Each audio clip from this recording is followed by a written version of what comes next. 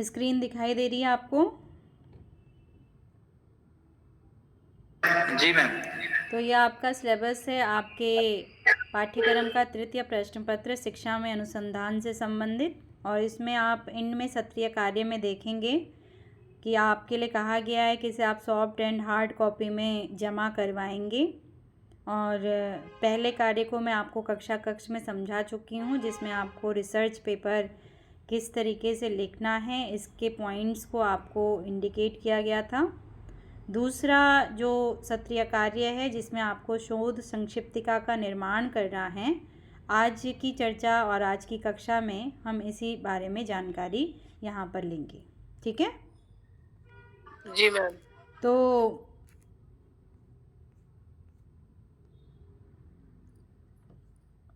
आपके लिए मैंने पीडीएफ फाइल में एक रिसर्च स्कॉलर, जिनको कि आपने अभी हाल ही में सुना है, जो कि आपके कोऑर्डिनेटर महोदय की जो शोधार्थी हैं, उनका ये शोध का संक्षिप्तिका है। इसको आपके लिए लिया गया है ताकि आप इसको अच्छे से समझकर और इसका प्रयोग सुनिश्चित कर सकें। आपके द्वारा सबसे पहले जो भी टाइटल आप लेंगे, टाइटल बार में आपके द्वारा यहाँ पर टाइटल लिख दिया जाएगा। ये आपने अभी जब उन्हें सुना था तो उनके टाइटल का नाम किसी को स्मरण है कि किस चीज़ पे उन्होंने कार्य किया था? ध्यान है? नहीं मैम, याद नहीं है वो तो ये तो फिर गलत है भाई। आप लोगों को तो बिठाया ही इसलिए जाता है वहाँ पे कि आप ध्यान रख सकें। शायद मैम ये उस पे था कि जो उत्तराखंड संस्कृत यूनिवर्सिटी में जो छात्र हैं उनमें जो व्यवसायिक कुशलता के लिए था कुछ शायद। और यहाँ पर क्या लिखा दिखाई दे रहा है? एक कंपैरेटिव स्टडी ऑफ यूज।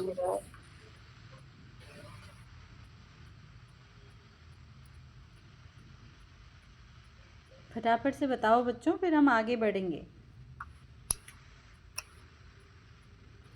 क्या लिख रखा है इस टाइटल में? माध्यमिक विद्यालयेषु सेवारत शिक्षकाणां, फिर क्लियर नहीं दिख रहा मेरे पास। कक्ष शिक्षणे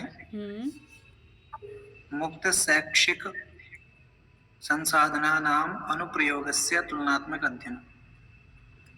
A comparative study of use of open educational resources in classroom teaching on in-service teachers of the secondary schools।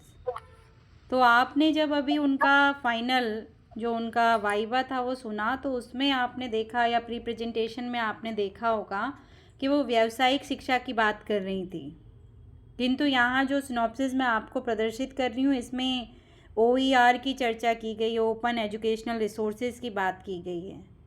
तो उनके द्वारा 2 टाइटल निर्मित किए गए रहे होंगे, जिसमें से एक टाइटल सेलेक्ट हो गया और एक टाइटल जो दूसरा टाइटल था वो भी सिलेक्टेड ही है, किंतु उनके द्वारा दोनों में से एक का चयन सुनिश्चित हो गया उनके लिए।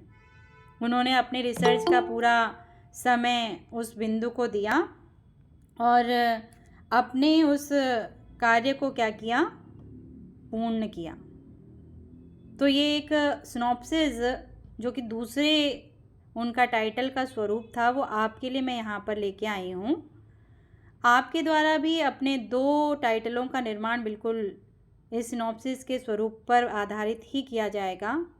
सबसे टॉप में आप अपना टाइटल, देन उसके बाद इंग्लिश में जैसे इन्होंने लिखा हुआ है अपना टाइटल, अपना विश्वविद्यालय का लोगो, अपने विश्वविद्यालय का नाम, विद्यावारिधि की चर्चा और उसकी उपाधि के लिए आप इसे निर्मित कर रहे हैं, शोध संक्षिप्तिका के बारे में आप यहाँ पर लिख देंगे। राइट साइड आपकी डिटेल आएगी और लेफ़्ट साइड आपके मार्गदर्शक की डिटेल आएगी। तो मार्गदर्शक जब आप अभी उसको डेमो के रूप में दे रहे होंगे तो मार्गदर्शक का नाम अभी आप छोड़ देंगे, किंतु अपना नाम आप अभी लिख लेंगे। सबसे डाउन में आपके विभाग की चर्चा हो गई है। ये प्रथम सिनॉप्सिस का कलर प्रिंट वाला आपका पेज होगा, इसको इस तरीके से आप निर्मित करेंगे। जब इसे आप निर्मित कर चुके होंगे तो उसके बाद आप बनाएंगे विषय अनुक्रमणिका। विषय अनुक्रमणिका में आप प्रस्तावना की चर्चा के बारे में लिखेंगे, समस्या की पृष्ठभूमि को बताएंगे, शोध की आवश्यकता को दर्शाएंगे, समस्या का जो अभिकथन है यानी कि जो आपका शोध का टाइटल होगा उसके बारे में यहाँ बताया जाएगा, समस्या को परिभाषित किया जाएगा। आपके टाइटल में जो विशिष्ट शब्द आ रहे हैं जैसे माध्यमिक विद्यालय से आपका क्या तात्पर्य है, इन सर्विस टीचर से आपका क्या मतलब है, कक्षा शिक्षण की क्या परिभाषा होनी चाहिए, मुक्त शैक्षिक संसाधन का क्या अर्थ होता है, इनके बारे में आप यहाँ पर चर्चा करेंगे। तो आपको इनको दर्शाने का काम करना है, चूँकि ये इस कंटेंट के मुख्य विशिष्ट शब्द हैं जिनको आपको परिभाषित करके बताना है कि इसका अर्थ क्या होता है। अगर मैं इन वर्ड में छोटे शब्दों में किसी को समझाना चाहूँ तो मुझे माध्यमिक विद्यालय के अंतर्गत किन विद्यालयों की चर्चा करनी चाहिए, इन सर्विस टीचर से मेरा तात्पर्य किन टीचरों के बारे में है, कक्षा शिक्षण में हम कक्षा शिक्षण की किन बातों की चर्चा कर रहे हैं, मुक्त शैक्षिक संसाधन से हमारा यहाँ पर क्या तात्पर्य है। उसके बाद आपके द्वारा समस्या के उद्देश्यों को बताए जाएंगे, यानी शोध का क्या उद्देश्य है उसको स्पष्ट किया जाएगा। परिकल्पनाओं का निर्माण किया जाएगा, अपने उस विषय से संबंधित विषय के लिए आप परिकल्पनाओं का निर्माण करेंगे। समस्या का सीमांकन करेंगे जिसमें आप बताएंगे कि आपका जो रिसर्च का एरिया होगा वो आप किस फील्ड को चुन रहे हैं। माध्यमिक विद्यालयों से आप इंग्लिश मीडियम ले रहे हैं या आप सरकारी स्कूल ले रहे हैं या सेमी गवर्नमेंट स्कूल ले रहे हैं या प्राइवेट स्कूल ले रहे हैं, माध्यमिक में आप किन विद्यालयों की बात कर रहे हैं। आप माध्यमिक विद्यालय कहाँ के लेना चाहते हैं, आप हरिद्वार की बात कर रहे हैं, आप उत्तर प्रदेश की बात कर रहे हैं, आप पंजाब की बात कर रहे हैं, आप बिहार की बात कर रहे हैं, आप किसकी चर्चा कि कहाँ सीमांकन आप करना चाहते हैं अपने रिसर्च का, किस एरिया तक अपने रिसर्च को आप बांधना चाहते हैं। माध्यमिक विद्यालय में इन सर्विस टीचर आप मेल की बात कर रहे हैं या फीमेल की बात कर रहे हैं, आप 30 से 40 के बीच की आयु वाले टीचर्स की बात कर रहे हैं या 40 से 45 आयु के टीचर की बात कर रहे हैं, किन टीचर्स की आप बात कर रहे हैं, उसका जेंडर क्या है, उसकी एज लिमिट क्या है, आप रूरल टीचर की बात कर रहे हैं या अर्बन टीचर की बात कर रहे हैं। इन सर्विस में आपके ग्रामीण क्षेत्रों के माध्यमिक विद्यालय के अध्यापक की चर्चा करना चाहते हैं, उन पर रिसर्च करना चाहते हैं, या गवर्नमेंट सेक्टर में वर्क करने वाले टीचर्स पर आप यहाँ पर रिसर्च का कार्य करना चाहते हैं। जब ये सीमांकित आप कर चुके होंगे, आपका डेटा कितना होगा ये भी आपको बताना पड़ेगा सीमांकन में, कि आप 500 टीचर्स को ले रहे हैं मेल, 500 टीचर्स को ले रहे हैं फीमेल, टोटल आपका डेटा 1000 का होगा, ये आपको दर्शाना पड़ेगा। उसके बाद आप संबंधित साहित्य सर्वेक्षण की चर्चा करेंगे जिसमें आपके टाइटल से रिलेटेड भारत में और अंतर्राष्ट्रीय जगत में कितने शोध आपको अध्ययन करने के लिए मिले हैं, उनका परिकल्पना किस तरीके की थी, उनका उद्देश्य क्या था, उसका निष्कर्ष क्या निकला, उनका डेटा कितने का था, उन्होंने किस क्षेत्र में कार्य किया, इसके बारे में आप रिव्यू लिटरेचर के अंदर चर्चा करके दर्शाते हैं। शोध विधि के बारे में आपके द्वारा बताया जाएगा कि आपके द्वारा सर्वेक्षण किया जा रहा है, आपके द्वारा हिस्टोरिकल रिसर्च किया जा रहा है, आपके द्वारा प्रैक्टिकल रिसर्च किया जा रहा है, प्रायोगिक रिसर्च जिसे कहा जाता है। किस रिसर्च की चर्चा आप अपने रिसर्च के दौरान कर रहे हैं, प्रयोग कर रहे हैं, उसके बारे में आप यहाँ पर दर्शाएंगे। न्यायदर्श चयन के बारे में आपके द्वारा बताया जाएगा, यानी सैम्पलिंग में आपने कौन सा प्रोबेबल सैंपल चूज़ किया है या नॉन प्रोबेबल सैंपल से आप अपनी रिसर्च को डन करेंगे। प्रोबेबल एंड नॉन प्रोबेबल इन दोनों के बारे में आप जानते होंगे। आप शोध की प्रक्रिया आपकी किस तरीके की रहेगी, आप इसमें अपनी प्रोसेस के बारे में पूर्ण जानकारी देंगे कि आपने किसका टूल यूज किया, आपने सेल्फ मेड टूल यूज किया है, आपने उसका प्रशासन किस तरीके से आप करेंगे, आप डेटा कितने समय में कलेक्ट कर लेंगे या किन किन जगहों से आप डेटा कलेक्ट करेंगे। शोध उपकरण की संपूर्ण जानकारी देना, वो डेटा के लिए जो आप टूल यूज कर रहे हैं या सेल्फ मेड टूल यूज कर रहे हैं, उसकी रिलायबिलिटी, उसकी वैलिडिटी, उसे किस तरीके से प्रशासित किया जाएगा, यानी कि इम्प्लीकेट किस तरीके से किया जाएगा कि आप उसका प्रयोग दर्शाएंगे।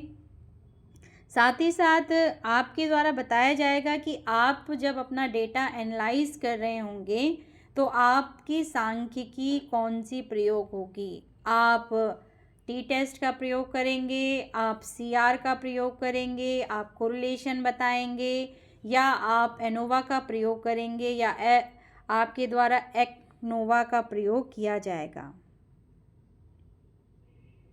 आप वेरिएंस का प्रयोग करना चाहते हैं, किसका प्रयोग आपके द्वारा किया जाएगा, उस सांख्यिकी की सूत्रों को और उसको यहाँ पर आप प्रदर्शित करने का कार्य करेंगे। प्रदत्त विश्लेषण में आप दर्शाते हैं कि प्रदत्तों का मेरे द्वारा संकलन किया जाएगा, फिर जो रिजल्ट आएगा उसके बाद मैं उसकी व्याख्या करूँगा। इसमें कितने पॉइंट्स में आप अपना रिजल्ट मेजर करेंगे, 0.05 पे या 0.01 पर, उसकी रिलायबिलिटी का एरिया क्या होगा। 0.05 पर अगर आप लेते हैं, 0.01 पे आप लेते हैं तो उसकी रिलायबिलिटी किस तरीके से चेक की जाएगी।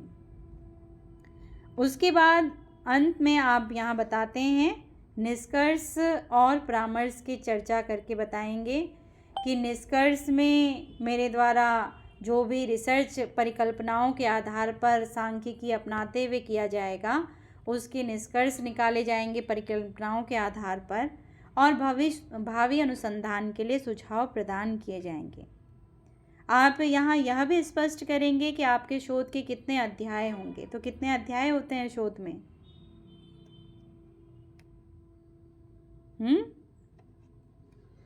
मैम 5 होते हैं। केवल एक ही आवाज आ रही है।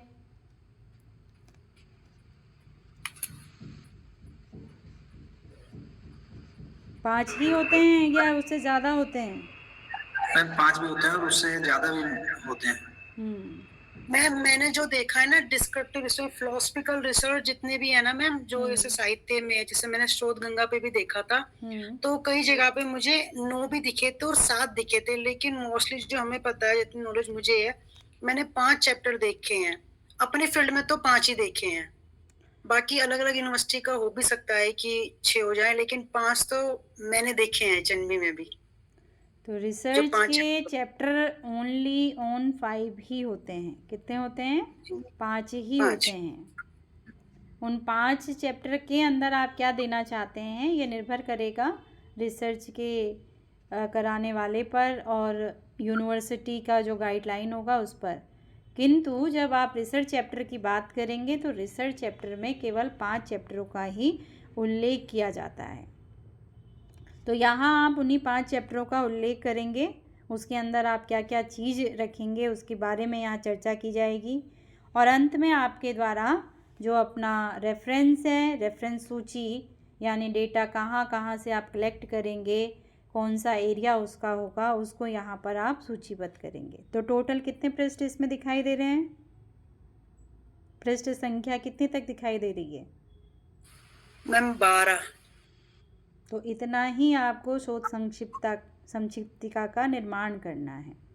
जब ये बना लेंगे दूसरा पेज, तो अब आप बताएंगे अपने टाइटल पर, जो टाइटल आपने लिख दिया है उसकी प्रस्तावना की चर्चा करेंगे इस तरीके से, जैसे इनके द्वारा बताया गया है कि शिक्षा मानव जीवनस्य धारो वर्तते। उसके बाद शिक्षा के बारे में सामान्य जानकारी देते हुए और एक अच्छा सा श्लोक यहाँ पे दे दिया गया है।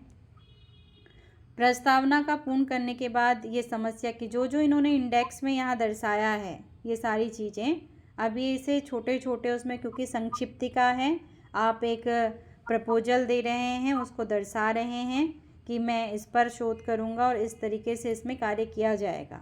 तो सामान्यतः थोड़ा थोड़ा ही आप उसके बारे में बताएंगे।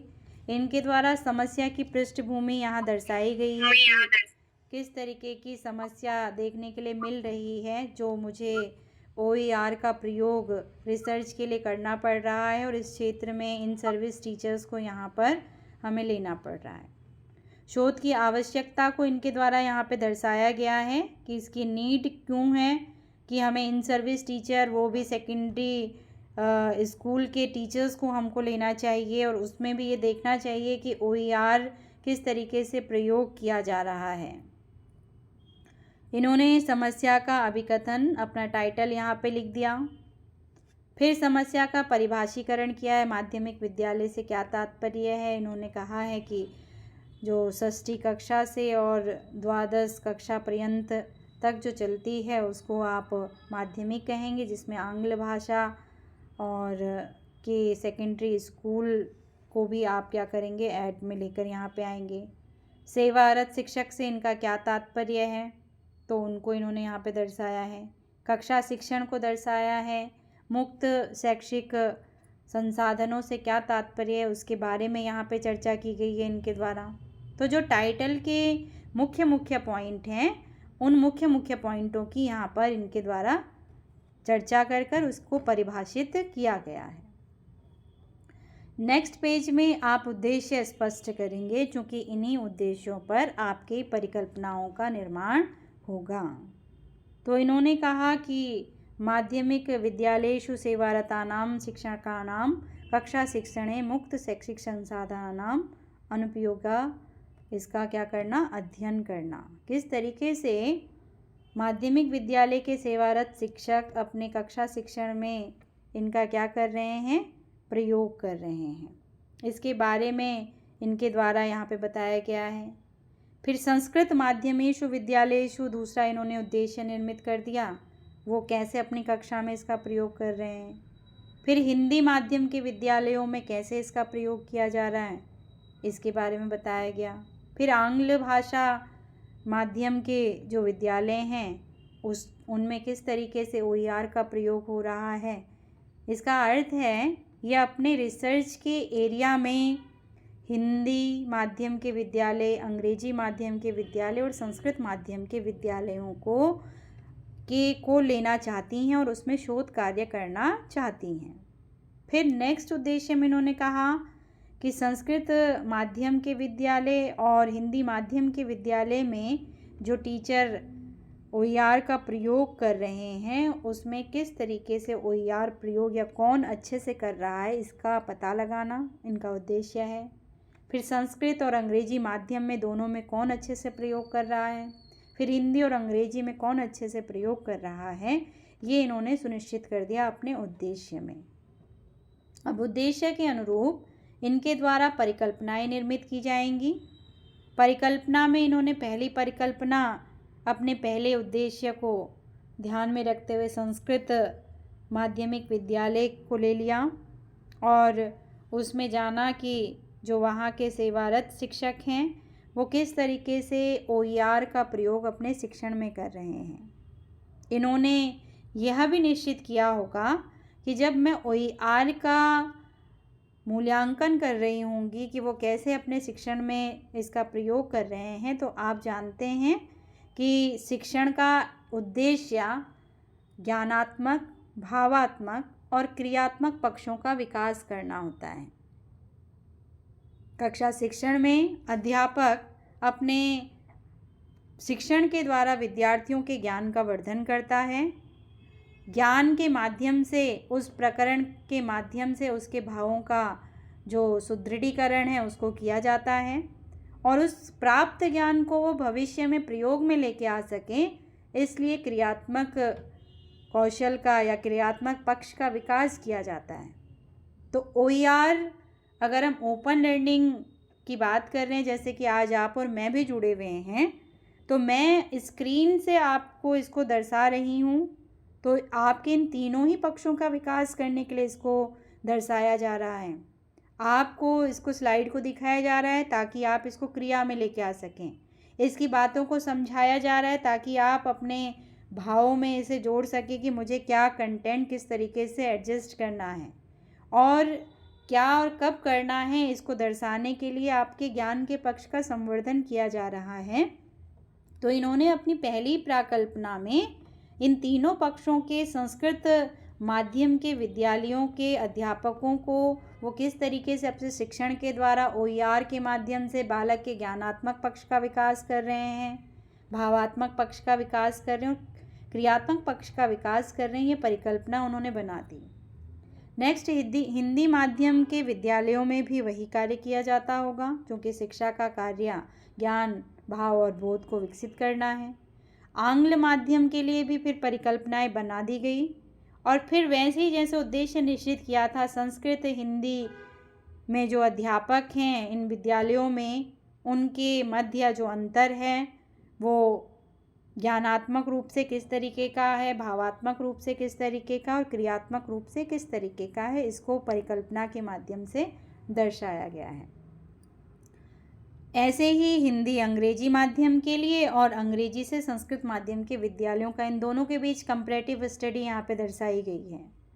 तो ये परिकल्पनाएं जो अब निर्मित कर दी गई हैं, सिनॉप्सिस में जो बता दी गई हैं, ये आपके RDC में अप्रूव्ड हो गई कि आपने ठीक बना रखी हैं, आपके वेरिएबल्स ठीक हैं, आपने सही वेरिएबल्स का चयन किया है OER को दर्शाने के लिए, जिसमें ज्ञानात्मक, भावात्मक, क्रियात्मक है। हिंदी मीडियम, इंग्लिश मीडियम और संस्कृत मीडियम के विद्यालय हैं। अप्रूव्ड होने के बाद अब पूरी जो 3 साल तक आप रिसर्च करेंगे वो इन्हीं को प्रूव करने के लिए आप रिसर्च करेंगे। आप बताएंगे कि हिंदी और अंग्रेजी माध्यम के जो अध्यापक हैं उनके कक्षा शिक्षण में जब वो OER का प्रयोग करते हैं तो दोनों में सार्थक अंतर स्यात् व न स्यात्, क्या उनमें अंतर है या नहीं है। तो अगर आपको ये पता चल जाए कि अंग्रेजी माध्यम में बहुत अधिक OER का प्रयोग चल रहा है, क्योंकि सामान्यतः हम यही धारणा रखते हैं कि इंग्लिश मीडियम में बहुत फैसिलिटी दी जाती है, हिंदी मीडियम के स्कूलों में कोई फैसिलिटी नहीं दी जाती है, तो आपने तो ये सोच रखा था कि इंग्लिश वाले ही बाजी मारेंगे और मेरा रिजल्ट आएगा कि हाइपोथेसिस को यहाँ पर रिजेक्ट कर दिया जाए और ये कहा जाए कि भाई जो अंग्रेजी माध्यम वाले विद्यालय हैं वो ज़्यादा अच्छे हैं बजाय हिंदी मीडियम के सेवारत शिक्षकों के कक्षा शिक्षण में OER के प्रयोग में। किंतु रिजल्ट उल्टा निकल गया। भारत सरकार आदर्श विद्यालयों की स्थापना कर रही है।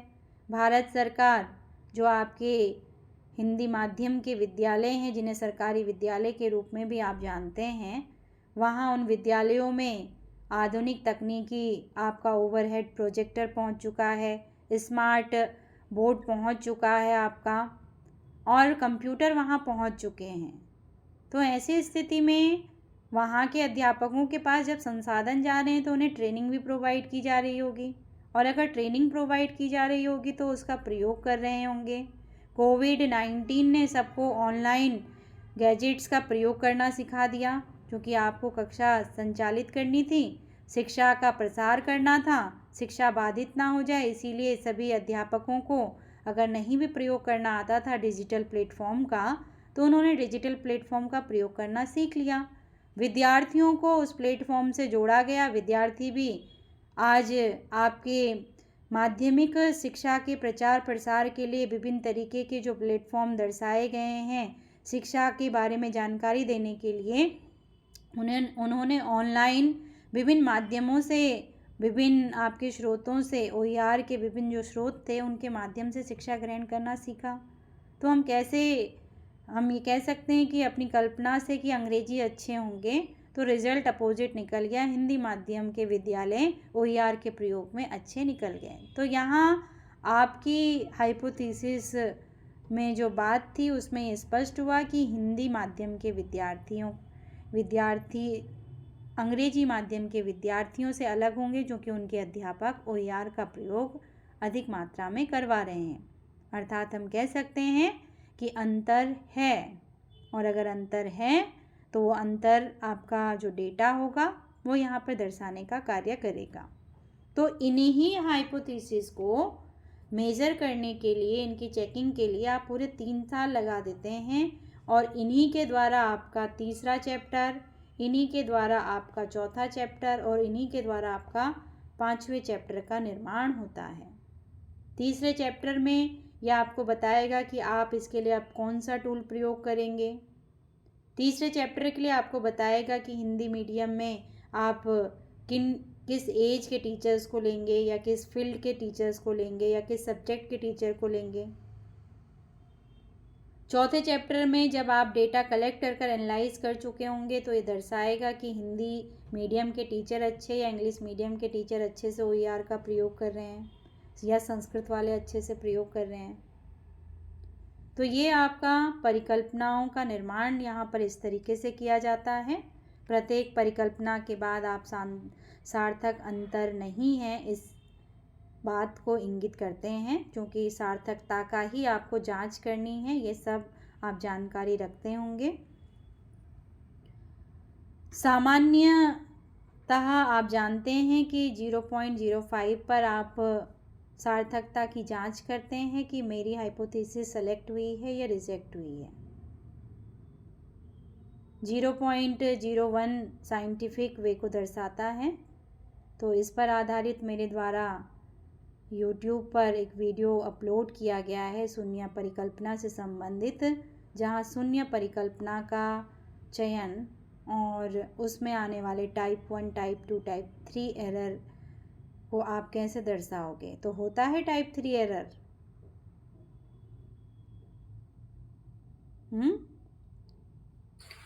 मैम मोस्टली टाइप 1 और टाइप 2 एरर दिखने में आते हैं। अगर जितना मैंने अपने यहाँ पर कैंपस में जितने PhD की थीसिस देखी है वाइवा में ना, उससे पहले जब वो बात करते हैं तो उनके थीसिस में टाइप 1 और टाइप 2 एरर दिखने को मिलता है मैम। तो कैसे आप जानकारी लेती हैं कि इसने टाइप 1 एरर कर लिया है, कैसे पता चलता है? मैम जो ये आपका NPC का कर्व जिसको आप कह रहे हैं ना मैम 0.5, जिसमें सिग्निफिकेंट डिफरेंस देखने को मिलता है। जब या तो मैम आपका एरर तब भी आ सकता है जब आपने गलत सैंपल का चूज किया हो। स्टार्टिंग से ही सैंपलिंग में अगर एरर आया है तो हमारे ये तो देगा ही देगा, फिर एरर आना ही आना है। तो इसीलिए जो अपलोडेड वीडियो है वहाँ से आप अपने अध्ययन की सामग्री का अध्ययन करेंगे। समस्या के सीमांकन के अंतर्गत आपके द्वारा यहाँ पर सीमांकन किया जा रहा है क्षेत्र के आधार पर, विद्यालय के आधार पर और माध्यम के आधार पर और न्यायादर्श के आधार पर। तो आपने देखा कि क्षेत्र के आधार पर आपने कहा कि मेरे द्वारा उत्तराखंड राज्य में अध्ययन किया जाएगा। मैं माध्यमिक जो विद्यालय लूँगी, हिंदी, संस्कृत और अंग्रेजी के विद्यालय, वो कहाँ से लिए जाएंगे? उत्तराखंड से लिए जाएंगे। उत्तराखंड में भी आपने दर्शाया कि पूरा उत्तराखंड में कितने डिस्ट्रिक्ट हैं? उत्तराखंड में 13 डिस्ट्रिक्ट। तो क्या एक शोधकर्ता के लिए 13 डिस्ट्रिक्टों में जाना संभव है? नहीं मैम, क्योंकि उसकी समय क्या है? सीमित समय उसके पास है। संसाधन भी सीमित होंगे। जब मैंने समस्या का चयन वाला प्रकरण आप सभी को पढ़ाया होगा तो उसमें मैंने आवश्यक रूप से आपको बताया होगा कि उसकी आर्थिकी सीमित, उसके संसाधन सीमित, समय सीमित। तो ऐसी स्थिति में उसे मितव्ययिता से भी कार्य करना है, समय अधिक ना लगे इसका भी ध्यान रखना है। तो यहाँ पर शोधकर्त्री के द्वारा 4 डिस्ट्रिक्टों का चयन किया गया, देहरादून, हरिद्वार, नैनीताल और उधम सिंह नगर, कि मैं अपना डेटा इन डिस्ट्रिक्टों से कलेक्ट कर और इन्हीं डिस्ट्रिक्टों के हिंदी, संस्कृत और अंग्रेजी माध्यम के जो विद्यालय होंगे, वहाँ कार्यरत जो अध्यापक होंगे, उनसे मैं डेटा कलेक्ट करूँगी। फिर उन्होंने कहा माध्यमिक विद्यालय में भी मैं कहाँ तक कक्षा का डेटा कलेक्ट कर रही हूँ। तो ये कहा गया कि 6वीं से लेकर 12वीं तक मैं क्या करूँगी? डेटा का कलेक्ट यहाँ पर किया जा सकता है, द्वादश यानी कि 12th क्लास। उसके बाद उन्होंने कहा कि जो माध्यम होगा वो क्या होगा? तो मैं माध्यमिक विद्यालयों में संस्कृत माध्यम के विद्यालय, हिंदी माध्यम के विद्यालय और आंग्ल माध्यम के विद्यालय, तो ये हो गया ट्रेडिशनल विद्यालय, सरकारी विद्यालय और प्राइवेट विद्यालय। फिर इन्होंने कहा कि न्यायाधीश जो होगा, सैंपल जो लिया जाएगा, तो टोटल काउंटिंग कर दी कि 4 डिस्ट्रिक्ट थे तो चारों डिस्ट्रिक्ट से 200 के सैंपल मेरे द्वारा कलेक्ट किया जाएगा। 200 देहरादून से, 200 हरिद्वार से, 200 नैनीताल से, 200 उधम सिंह नगर से। टोटल डेटा कितने का हो गया सैंपल?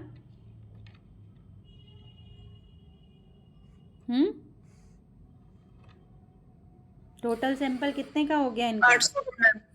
800 का सैंपल हो गया। रिसर्च करते हुए रिसर्चर को ऑलवेज ये ध्यान रखना चाहिए, डेटा जितना बड़ा होगा आपके रिज़ल्ट की रेलेवेंसी, आपके रिज़ल्ट की रिलायबिलिटी, आपके रिज़ल्ट की वैलिडिटी उतनी अधिक बढ़ जाती है। डेटा जितना कम होता है आपकी रिलायबिलिटी, आपकी वैलिडिटी उतनी ही कम होनी शुरू हो जाती है। तो रिसर्चर को अपना डेटा हमेशा अधिक संख्या में लेना चाहिए ताकि आपका डेटा अधिक पॉपुलेशन का प्रतिनिधित्व कर सके। जब आप पैरामीटर एंड नॉन पैरामीटर पढ़ेंगे तो वहाँ यही दर्शाया गया है कि पॉपुलेशन से सैम्पलिंग कैसे ली जाती है ताकि वो सैम्पलिंग अपनी पूरी पॉपुलेशन का प्रतिनिधित्व कर सके। तो रिसर्च करते हुए आपको ये विशेष ध्यान रखना है कि आपका जो सैंपल होगा वो हर जनसंख्या का प्रतिनिधित्व करेगा ताकि जब उसका रिज़ल्ट आप सोसाइटी को देंगे तो उसे हर क्षेत्र पर अप्लाई किया जा सके। सेकंड चैप्टर के अंतर्गत आने वाला संबंधित साहित्य सर्वेक्षण, अभी चूँकि यहाँ आप चैप्टराइजेशन इसमें नहीं करते हैं, आप केवल पॉइंट वाइज बताते जाते हैं कि मैं इसमें संबंधित साहित्य का सर्वेक्षण भी करूँगा। किसी का माइक ऑन है बच्चे? माइक म्यूट कर लीजिए। संबंधित साहित्य में आपके द्वारा विभिन्न शोध पत्रों का अध्ययन किया जाएगा, समाचार पत्रों का अध्ययन किया जाएगा, ग्रंथों का अध्ययन किया जाएगा, जाल पुटों का यानी कि कई सारे जो आपके साइट्स हैं, वेबसाइट्स हैं, उनका अध्ययन किया जाएगा, लाइब्रेरी का अध्ययन किया जाएगा, थीसिस का अध्ययन किया जाएगा, डिसर्टेशन का अध्ययन किया जाएगा।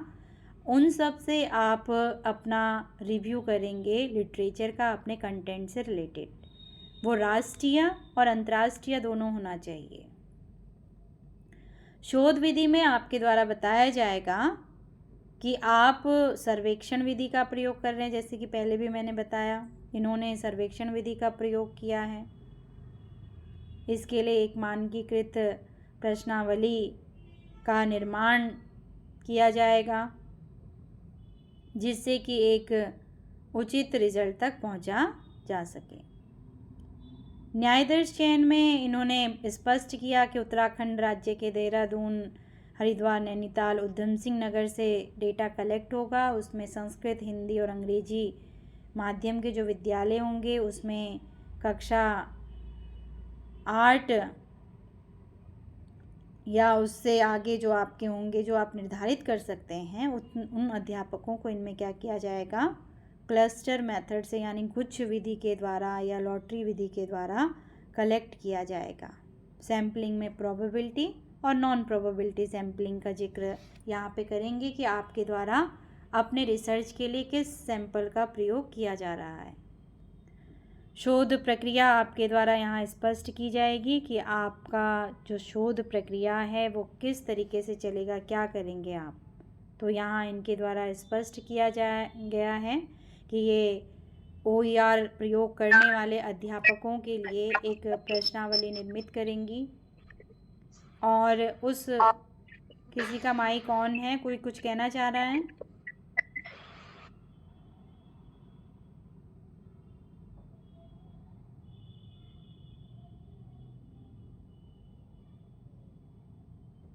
तो शोध की प्रक्रिया में इनके द्वारा बताया गया है कि एक क्वेश्चनायर क्रिएट करेंगी और उस क्रिएट क्वेश्चनायर को ये जो इन सर्विस टीचर होंगे आपके माध्यमिक विद्यालय के, उत्तराखंड के, हरिद्वार, नैनीताल, उधम सिंह, देहरादून डिस्ट्रिक्ट के, उन पर इन्हें अप्लाई किया जाएगा।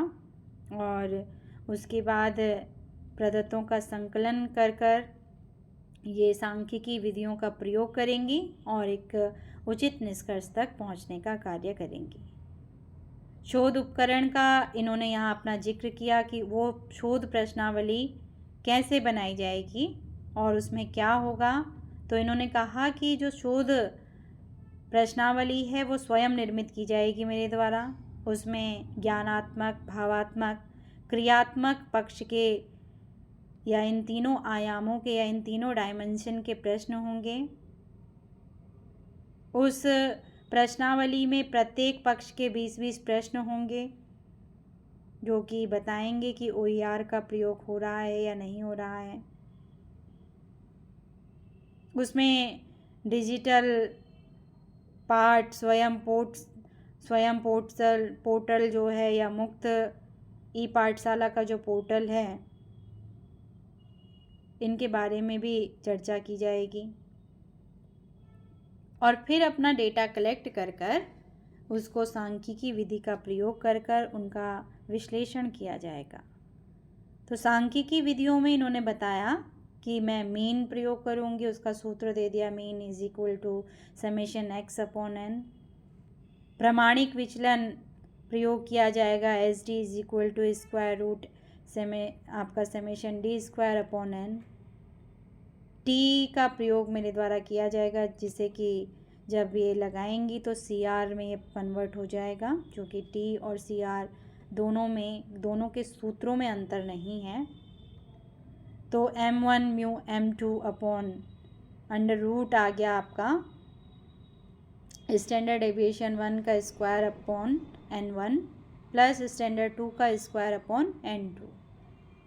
इन सूत्रों का प्रयोग कर ये अपने रिसर्च का जो डेटा हाइपोथेसिस जो इन्होंने निर्मित की थी, उनके अकॉर्डिंग जो डेटा कलेक्ट कर लिया 800 लोगों का, वो हिंदी, अंग्रेजी और संस्कृत माध्यम में बांटकर उस डेटा को एनालाइज करेंगे और इन सांख्यिकी विधियों का प्रयोग करेंगी।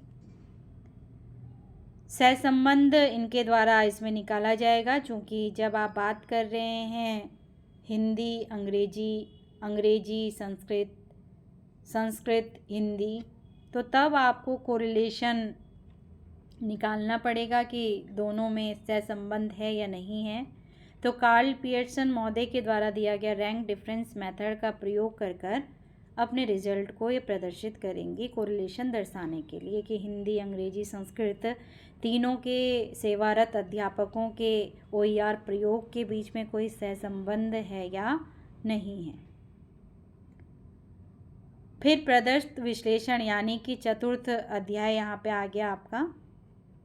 इसमें इनके द्वारा कहा गया है कि 0.05 और 0.01 के विश्वास स्तर पर जो सारी परिकल्पनाएं हैं उनको मेज़र किया जाएगा और कुछ चित्रों का निर्माण किया जाएगा, ग्राफों का निर्माण किया जाएगा, उनको सारणीबद्ध किया जाएगा, जो कि आपकी परिकल्पनाओं से संबंधित जो आंकड़े आ रहे होंगे उनको उसमें दर्शाया जाएगा। अंत में 5वां चैप्टर, जिसे निष्कर्ष और परामर्श का चैप्टर भी कहा जाता है, इसमें जो भी उनका रिजल्ट आया होगा मुक्त शैक्षिक संसाधनों के प्रयोग के संबंध में, उसके निष्कर्ष दिए जाएंगे और भावी परामर्श और भविष्य के अनुसंधान के क्षेत्रों को भी निरूपित किया जाएगा। यहीं आपकी सिनॉप्सिस समाप्त हो जाएगी। तो कितने पृष्ठ आ गए इसमें? मैम 12 हो गए 12 पूरे? जी मैम। मैम निष्कर्ष लास्ट ही है, परामर्श 12। पेज में नीचे नंबर दिख रहा है कि नहीं दिख रहा है? नहीं मैम, नंबर तो नहीं। तो गौर से देखो, उसे जूम करके देखो तो अवश्य 9 दिख गया मैम, 9। तो ये हम अभी 9वें पृष्ठ पे हैं। 10वें पृष्ठ में आपका अध्याय विवरण आ गया।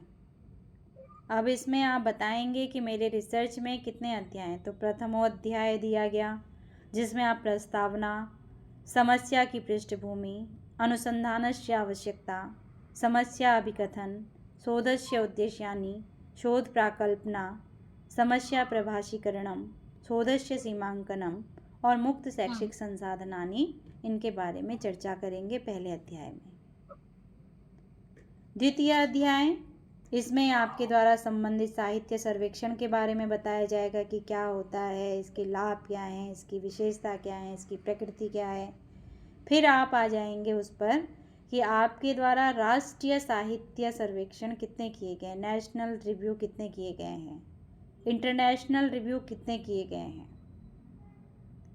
फिर आप तृतीय अध्याय में बताएंगे कि अनुसंधान अभिकल्प रिसर्च डिज़ाइन किस तरीके का होगा, कौन सा मेथड यूज करेंगे, सैम्पलिंग कैसे होगा, कौन सा उपकरण यूज करेंगे, variables dependent and independent variables क्या होगा, प्रोसेस क्या होगी रिसर्च की, प्रश्नावली का प्रशासन कैसे किया जाएगा, प्रश्नावली के बारे में चर्चा करेंगे। और अनुसंधान की जो विधियां हैं सांख्यिकी की, उसको आप यहाँ पर स्पष्ट करेंगे। चतुर्थ अध्याय में आपके द्वारा प्रदत्त विश्लेषण और व्याख्या किया जाएगा। पंचम अध्याय में निष्कर्ष और परामर्श दिए जाएंगे। ये सब आप आगे छोटा छोटा लिख चुके हैं सिनॉप्सिस में, और यही आपके रिसर्च पूरी जो आप 400 पन्नों की थीसिस बनाएंगे, ये सारे उसके अंदर पॉइंट ऑफ वाइडर वे में आ जाएंगे, विस्तार से आ जाएंगे। और अंत में आप संदर्भ ग्रंथ सूची और परिसिस्टम में आपको कहा जाएगा प्लेगरिज्म का सर्टिफिकेट लगाइए, आपको कहा जाएगा आपने 2 रिसर्च पेपर यूजीसी के लिस्ट में अगर पब्लिश किए हैं तो उन्हें चिपकाइए इसमें, आपने कॉन्फ्रेंस और वर्कशॉप अटेंड की हैं उसको यहाँ आप ऐड करेंगे उन प्रमाण पत्रों को, तो सारे परिशिष्ट में आ जाएंगे। डेटा से रिलेटेड इंडेक्स यदि आप लगाएंगे तो सारा इंडेक्स डेटा का आ जाएगा, 800 लोगों का डेटा आपके ज्ञानात्मक, भावात्मक और क्रियात्मक से संबंधित। 800 लोगों का विवरण आप दोगे, वो एक टेबल बनाया जाता है एक्सेल पे, उसको आप यहाँ चस्पा करते हैं। अपना टूल जो आपने यूज किया है उस टूल को इस परिशिष्ट में ही आप दर्शाने का कार्य करते हैं, और आपकी थीसिस इन सारे अध्यायों पर आधारित पूर्ण हो जाती है। ये अध्याय जब आप यहाँ लिख चुके होंगे, आरडीसी में अप्रूव्ड हो चुके होंगे, तो इसमें से एक भी बिंदु में परिवर्तन नहीं होगा। ये आपको ध्यान रखकर ही पॉइंट्स को अंदर लिखना है अपने कंटेंट से रिलेटेड। नेक्स्ट है संदर्भ ग्रंथ सूची। आज तरीके मैंने आपको बताए हैं, उन तरीकों का प्रयोग कर इनके द्वारा कुछ संदर्भ ग्रंथ सूची इसमें दर्शाई गई है, जिससे इन्होंने ये जो अपना सिनॉप्सिस है उसका निर्माण किया होगा, अपने सामग्री से संबंधित OER से संबंधित जो जानकारी उसको दर्शाया होगा। और उसके बाद और कहाँ से ये डेटा कलेक्ट करेंगे, तो समाचार पत्रों का विवरण दिया गया है कि यहाँ से डेटा हमको मिल सकता है। विभिन्न वेबसाइटों की चर्चा यहाँ पर की गई है कि इन वेबसाइटों की हम अध्ययन करेंगे जो मेरे रिसर्च के कंटेंट को मुझे स्पष्ट करने का कार्य करेंगे। ये सारे आप अगर देख रहे हो तो ई-लाइब्रेरी OER के अंदर आ जाता है, पुस्तकालय आ जाता है, ओपन एजुकेशन उसके अंदर आ जाता है, मूक्स OER के अंदर आ जाता है, स्वयं OER के अंदर आ जाता है, शोध प्रज्ञा, मूडल, ये सारे OER के ही पार्ट हैं। तो इन्होंने उसके रेफरेंस को भी यहाँ डाल दिया कि मैं इनके अंदर जाकर अपने रिलेटेड टॉपिक से रिलेटेड कंटेंट का अध्ययन विस्तार से करूँगी, और यहीं पर आपकी सिनॉप्सिस समाप्त हो जाती है। उसके बाद जब आप इतने 12 पेजों को लिख चुके होंगे तो इन 12 पेजों को आप दिख रहा होगा, आपको स्पाइरल की आकृति दिख रही है कि नहीं दिख रही है इसमें? दिख रही है ना? तो स्पाइरल बाइंडिंग वाले के पास आप लेके जाएंगे, स्पाइरल बाइंडिंग करवाएंगे, और इसकी प्रतियां जो विभाग से आपको बताई जाएंगी कि आपको इतनी प्रतियों में इसको कॉपी करके लेके आना है, उतनी प्रतियों में आप इन्हें स्पाइरल करते हुए अपने विभाग में सबमिट करेंगे। तो ये था आज का प्रकरण। यहाँ तक कोई समस्या?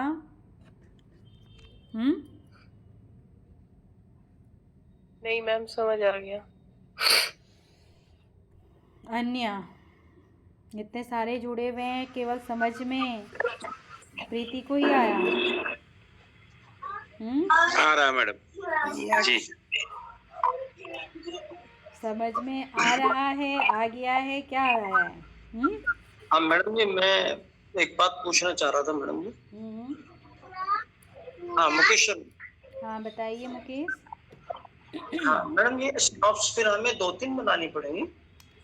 विभाग आपको बताएगा कि कितनी प्रतियों में आपको लेके आना है, लेकिन आपको मेरे द्वारा जो कार्य दिया गया है वो 2 टाइटल पर आपको सिनॉप्सिस बनानी है, ताकि 2 में से एक टाइटल आपका अप्रूव्ड हो सके। ठीक है? और मैडम ये हमें जो है संस्कृत भाषा में ही देनी है तैयार करके? बिल्कुल, इसकी भाषा जब आप अभी तो आप प्रारूप के रूप में हिंदी में बना सकते हैं, लेकिन जब आप फाइनल उसका सबमिशन करेंगे डिपार्टमेंट में तो उसकी भाषा संस्कृत ही होगी, जैसा कि आपके लिए बताया गया होगा कि आपकी लैंग्वेज थीसिस की क्या होगी, है ना? ठीक है मैम एक क्वेरी थी मेरी। बताइए। मैम जैसे अभी हम प्रपोजल बनाएंगे, सिनॉप्सिस बनाएंगे, तो उसमें हम कंक्लूजन तो मेंशन नहीं कर सकते ना मैम अभी? नहीं, इसमें क्या लिखा हुआ था आपने समझा? उसमें क्या लिखा हुआ था?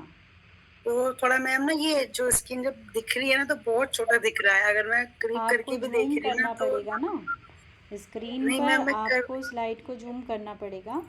मैं आपके साथ इस पीडीएफ को शेयर करूँगी आपके ग्रुप में, ताकि आप वहाँ से उसको देख सकें। जो आप निष्कर्ष बताते तो उसमें कहते हैं कि हम परिकल्पनाओं के आधार पर डाटा का एनालाइज कर विश्लेषण सश्लेषण कर अपना निष्कर्ष निकालेंगे, और निष्कर्ष निकालने के आधार पर ही हम भविष्य के सुझाव और परामर्श प्रदान करेंगे। वो अभी आप कैसे बता सकते हैं कि क्या रिजल्ट आएगा? केवल उसमें आप बताते कि हम करेंगे क्या इसमें। कोई और अन्य? सुनीता कुछ पूछना चाह रही हैं? नहीं मैम, अभी तो कुछ नहीं। आपने अच्छे से समझाया था आज क्लास में मैम, तो समझ में आ गया, और दोबारा फिर यही है, समझ में आ गया हमको। तो ये आपकी सिनॉप्सिस का स्वरूप है, इतने ही पेजों में आपने बनानी है। तो आपकी हेल्प के लिए मैं इसको आपके ग्रुप में शेयर कर देती हूँ। आज की कक्षा को हम यहीं पर विराम देंगे और कल नए पैटर्न के साथ में हम फिर से मिलेंगे। पैटर्न यही रहेगा मैम जो अभी आपने हमें दिखाई है स्लाइड्स, तो मैम पैटर्न यही रहेगा हमारा? बिल्कुल पैटर्न वही रहेगा। किसी और यूनिवर्सिटी का दिखाया क्या आपको? नहीं, मतलब बनाने का तरीका मैम ये जैसे आपने दिखाया। भाई सुनीता, ये तो वही बात हो गई कि पूरी रामायण हमको सुना दी गई और उसके बाद हम पूछ रहे हैं कि सीता का बाप कौन है। हाँ,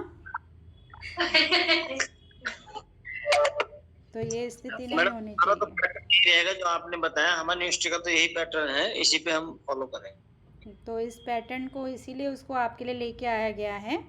तो आप उस पैटर्न पे बनाकर उसको सबमिट कर अपने 2 अच्छे टाइटल सेलेक्ट कर इसका सहयोग लेकर अपने लिए कंटेंट तैयार कर सकते हैं। तो चलिए, कल की कक्षा में फिर से भेंट होती है आपके साथ। तब तक अपना ध्यान रखिए, स्वस्थ रहिए और मस्त रहिए, खुश रहिए। Good night ma'am. खुश रहिए। नमस्ते मैम। नमस्ते।